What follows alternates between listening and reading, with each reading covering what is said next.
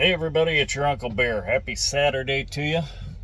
So I was thinking a little bit ago, I listen to quite a few podcasts, and one of them that I listen to, and I haven't listened to all of them, but is by a guy named Gord McGill. He's a Canadian native, but he lives here in the United States now. Comes from a trucking family. Really interesting guy to listen to, and he's got a lot of good insights on the trucking industry. But he's driven in New Zealand, and he's done the land trains over in Australia and stuff. Like I say, he's really interesting to listen to. But anyway, he had mentioned on one of his, he was talking about the driver shortage, and I absolutely agree with him. They keep saying there's a driver shortage. There is not. There's not a driver shortage. And he said that the number of CDLs, in the Class A CDLs even, in the United States far outnumbers the number of jobs available in trucking. And that's true. And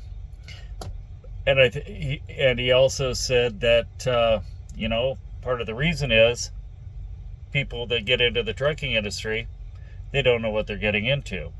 And that's what I want to talk about today. After this is my 36th year out here, and one thing I can tell somebody that's thinking about becoming a truck driver, this isn't a job, it's not even a career, it's a lifestyle. And you have to be prepared. There's a certain temperament you need. If there's an ounce of road rage in you, this isn't the job for you, okay? Do we get frustrated? Of course, we're all humans, we get frustrated. But how you handle things, I remember a young man one time going through Chicago, he was just furious. This woman's sitting in traffic, putting on her makeup and that, and he's just, traffic was barely moving. It was typical Chicago rush hour, but he was ranting and raving. I told him, I said, the thing about it is, that's the difference between them and us. We are the alleged professionals. And, I said, she's got everything on her mind except her driving. She's thinking about the argument she had last night with her husband. She's thinking about Susie's ballet practice this afternoon and little Bobby's t-ball game tonight. She's thinking about her presentation at work today. She's thinking about what she's going to make for supper tonight. Everything but driving. Our focus has to be the driving. And we have to be prepared for anything that she might do that she probably shouldn't. So yeah, that's one thing. The other thing is family.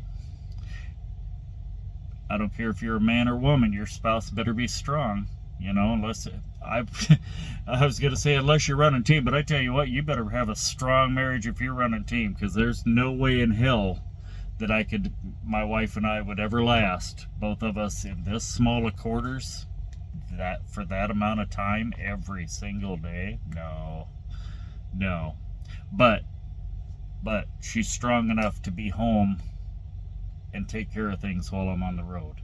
She's strong enough to withstand the same loneliness that a truck driver does out here by himself or herself. There has to be trust. If there's a lack of trust at any level, again, the marriage won't last. You have to trust each other. I've seen guys out here over the years that just drove themselves completely insane because they swore their wife was fucking around on them, and it's like, no, she's not. You think she is, because you sit out here, and that's all we have to do. That's literally all we have to do while we're driving is think. We have tons of time to think about everything. Think about constructive things. Pray. Listen to music, listen to the news, educate yourself. There's a lot, like I say, there's tons of podcasts, and whether you agree with them or not, you can still learn from every one of them. You know, there's a lot of really, really smart people that are putting out podcasts these days. But that's off topic. You're going to miss your kids' recitals, Christmas plays, T-ball games, ballet recitals, all that stuff. You're going to miss your kids' first steps, their first words. You know, there's a lot of sacrifice in being a truck driver. And, you know, if you want to do this for a living, you have to be prepared for that. Is it rewarding? Sure. I consider it service. You know, I was in the military, and you know, I consider this another form of serving your country, because we move the stuff that sustains this country. You know, I decided a long time ago to pull a reefer, which, for those of you unfamiliar, is a refrigerated trailer. Food products, groceries. You know, I've hauled everything from produce to milk products to meats to seafood, liquor, pop, chips. Most of the time, those stuff like chips and paper products they put in a dry van. But every once in a while, you know, if they have a smaller shipment or whatever, and it's something that they're not worried about it getting wet, because a lot of times there's a little moisture left in the air chutes in the trailer. You know, they won't ship certain things in a reefer because of that. But yeah, truck drive, whether it's a drive pulling it, doesn't matter what kind of trailer it is, everything is needed to keep this country afloat and supplied. But so yeah, it's rewarding in that regard, but there's a lot of sacrifice involved in it. There's a lot of responsibility involved in it. And that's why it really pains me to see the mega fleets hiring people that can't speak English, that aren't qualified to drive, for profit. Just because they get a profit out of it, until